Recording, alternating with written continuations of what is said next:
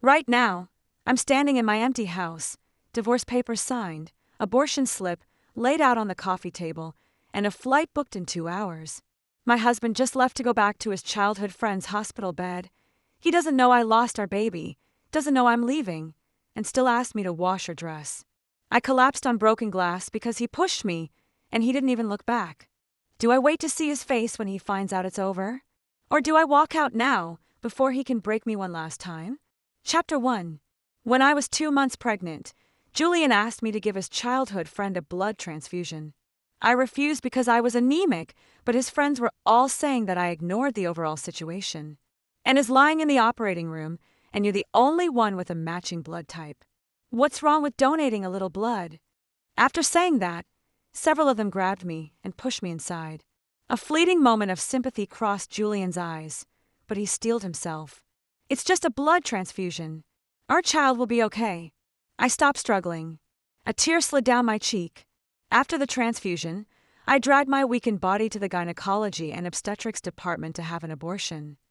I stayed in the hospital alone for 3 days after the surgery, while Julian remained by and sighed all the time.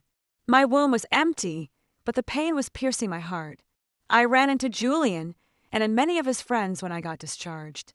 I was carrying my backpack alone, but had Julian to help her walk. Julian momentarily paused when he saw me. "Why are you still at the hospital?" "Nothing." I hid the miscarriage and walked out the door with a pale face. "We'll leave together," he said, grabbing my arm in a tone that left no room for argument, and quickly entered the front passenger seat when we reached the car. Then she said with an innocent expression and sparkling eyes, "Scarlett, I just had stomach ulcer surgery and got carsick easily. Could you please let me have a seat?" I didn't argue and opened the door to the back seat, but his friends all rushed in. Now, 3 grown men squeezed into the back seat at once. They stared at me with hostility. "Scarlett, and is still weak. We'll all come to your house to take care of her." I looked toward Julian in the driver's seat. His face was stiff, but he didn't say a word to refute them. I smiled bitterly as the sound of cicadas filled the air. How could I still have expectations for this man? Julian's friends hated me. They thought he was perfect for her and saw me as a villain trying to break them up. They treated me like a servant in my own house, and Julian never once defended me. Even if I was pregnant with his child, I still had to give a blood transfusion. They didn't even say thank you at the end. They just said it was my honor. It wasn't the first time I'd been mistreated, but it was the first time I'd chosen to accept it without a fight. Fine, I'll head home on my own. I shut the car door and walked off ahead of them. It was rush hour, so I couldn't even catch a cab. As someone who had recently had an abortion, I wandered for an hour in the searing heat to come home. I was greeted by harsh complaints when I pushed the door open. "Scarlett, why are you so slow? We've been home for ages. We haven't eaten all night. Come on, let's taste your cooking again." I turned my gaze to Julian and Anne. It was a sweltering summer day, and the air conditioning was off because they didn't want the fragile and to catch a cold. Julian sat beside her, fanning her with a paper fan. Despite breaking into a sweat himself, he ignored it entirely and kept fawning over Anne. Sam shouted after seeing I was quiet, "Julian, we're all starving. Tell your wife to cook us something to eat." Chapter 2. Julian finally looked up. He casually ordered without noticing how pale I was, "Scarlett, go make us something simple to eat and make some soup for Anne. It'll help her recover." A sharp pain stabbed at my heart, making it hard to breathe. I turned and walked into the kitchen, trying to block out their happy voices. I felt like a stranger in my own home. I used to argue with them hysterically, as if it could restore my dignity. Still, I didn't realize that my outbursts only fueled their arrogance, and was always patient and different from my childish nature, but I've had enough. These people, this relationship, it's not worth the energy. I was exhausted by the time I brought out the food, and offered to help but flinched away as I handed her the soup. The chicken soup spilled all over the floor, and the bowl shattered into countless pieces. "Watch out!" Julian quickly shielded, but a large patch of my bare calf turned red from the scalding liquid.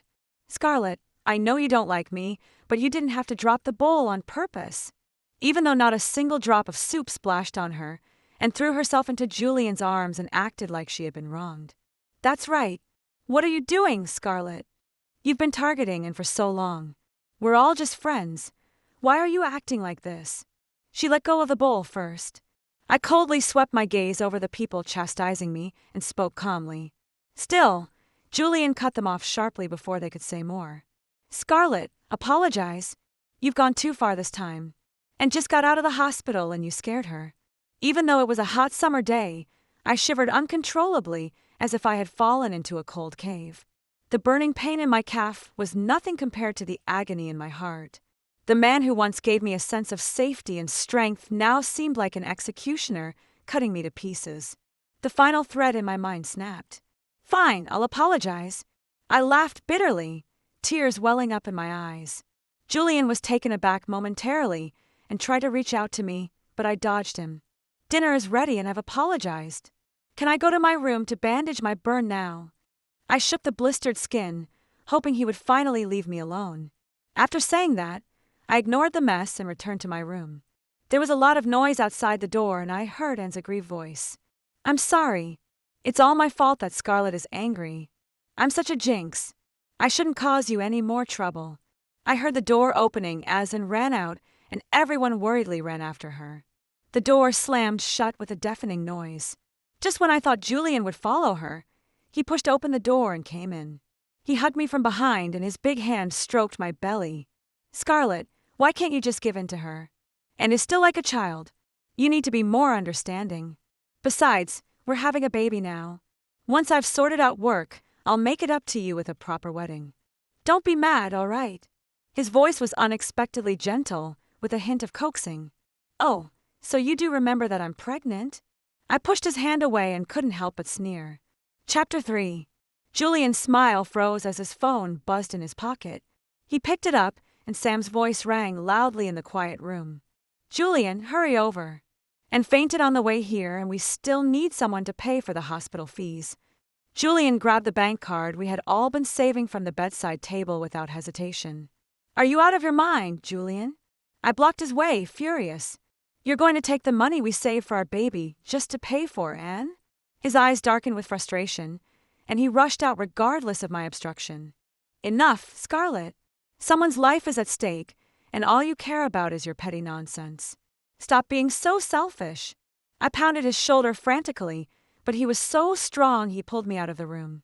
Selfish? She's your childhood friend, not mine. Why should I spend my money on her? Julian seemed enraged by something I said and pushed me down like an angry leopard. The shards on the ground hadn't been cleaned up, and my exhausted body collapsed onto them. Pain shot through my body as I raised my hand to find my back and arms covered in cuts.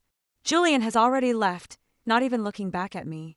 Staring at my bloody hands, I used the last of my strength to call for an ambulance before blacking out. In the haze of unconsciousness, I dreamed of the young boy he used to be. The one who climbed the hill with me to pray at the old church. He clasped his hands together, his expression devout. I'll protect Scarlett for my whole life. If I ever break this vow, may I meet a terrible end. When I woke up, it was already late at night. I was the only one in the dark ward. A nurse came in, handed me a glass of water and helped me sit up. She looked at my bandaged arms and couldn't help but sigh.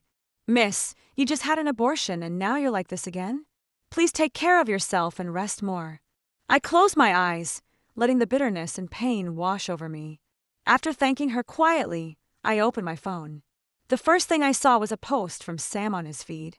Indeed, only Julian cares about Anne. The photo showed Julian sitting on a hospital bed. At the same time, Anne rested her head on his lap, smiling happily and contentedly. A scumbag and a shameless woman, no wonder people say they're made for each other. The ache in my chest turned into numbness. I forced myself to push the sadness aside. They didn't deserve my tears or my pain. I logged into my mobile banking app and checked my account. Thankfully, the $14,000 I had saved for myself was still there. I calmly transferred the money into my account. My marriage with Julian also came to an end with the loss of his child. I called the general manager and asked, Ms. Lilly, is there still a chance for me to be transferred to the headquarters? I was offered a promotion to headquarters because of my outstanding work a week ago. Still, I turned it down because I was pregnant and didn't want to be separated from Julian. Now, none of that mattered anymore. Scarlett, weren't you pregnant? Don't worry about work right now. Rest well and take care of yourself. There will be other chances in the future. Hearing Lily's gentle voice, I breathed deeply to calm myself. Ms. Lily, I lost the baby. I'd like to return to work as soon as possible. There was a brief silence on the other end before she spoke. I'll add your name back to the list. Losing a child isn't a small thing. Rest for a week, and then report to headquarters. I agreed softly, my voice trembling a little. Thank you, Ms. Lily. Chapter 4. During my week in the hospital, Julian never came to visit. Maybe he didn't even realize I was still pregnant.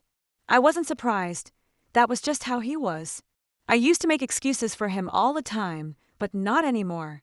After a week of rest, my body had recovered enough for me to be discharged. During this time, I scrolled through on social media. Every single post was about Julian. In the photos, and looked like a little princess surrounded by admirers. She was always at the center, filling her table with nutritious meals and countless gifts. Meanwhile, I was alone in the hospital with nothing. Even the pearl necklace Julian promised to buy me now shone around Anne's neck. It was odd seeing these things again and feeling absolutely nothing. When I got home, it was just as I'd left it. Julian had been at the hospital with Anne. He hadn't come home and probably didn't even know I had been hospitalized. I quickly packed my things, tossing the photo from my nightstand and burning the love letters he'd written me. I took off my wedding ring and left it on the coffee table. When I was done, I looked around the empty house. It felt like it did when we first moved in, cold and lifeless. I lowered my gaze to the divorce papers, picked up a pen, and signed my name on the back. He showed up alone before I could call Julian to come home and sign the papers. When he walked in, I was talking to a coworker about work. My coworker asked me about my flight, and I replied, "It tomorrow afternoon." I hung up as soon as I saw him walk through the door. He frowned. "What's happening tomorrow afternoon?" "A prenatal checkup." I put away my phone and replied flatly, "Just work stuff, not a checkup." Only then did I notice the food container in his hand. He met my gaze and handed it over. "I'm sorry, Scarlett. Anne's been in the hospital these past few days, and I couldn't leave her side. I bought you a fish soup to help you recover. I didn't take it because the faint smell of fish made me nauseous. We had been married for years, and he still doesn't know I couldn't eat fish. How ironic, but I didn't even have the energy to argue. Oh, right. This is Anne's silk dress. It can't go in the washing machine. Can you hand wash it tonight?" I suddenly had doubts as I listened to these words and looked at the person before me. I didn't know if he had changed or if I had always married someone like this. I said through my gritted teeth, "Just leave it there. I need to grab some clothes to change into. Then I'll head back," he said, quickly heading into the bedroom to pack. I took that opportunity to walk over to him with the divorce papers. "Julian, our mortgage is all paid up. Just need your signature here." He didn't suspect a thing and signed his name without hesitation. I watched him leave with his bag of clothes. Then, I booked a flight 2 hours later. I slipped off my wedding ring and laid the divorce papers and the abortion slip on the coffee table. Those were the final things I wanted Julian to see. It was over between us. My flight leaves in 2 hours, and Julian's already on his way back to Anne's hospital bed. He signed the divorce papers without a second thought, never noticing the abortion slip next to them. He still thinks I'm just being difficult. Still doesn't know he lost our baby because of his choice. When he walks in later and sees those papers, that slip, will he finally regret pushing me to the edge? Or will he rush to Anne again, making excuses for why I left him? Drop your guesses. Does he wake up or stay blind?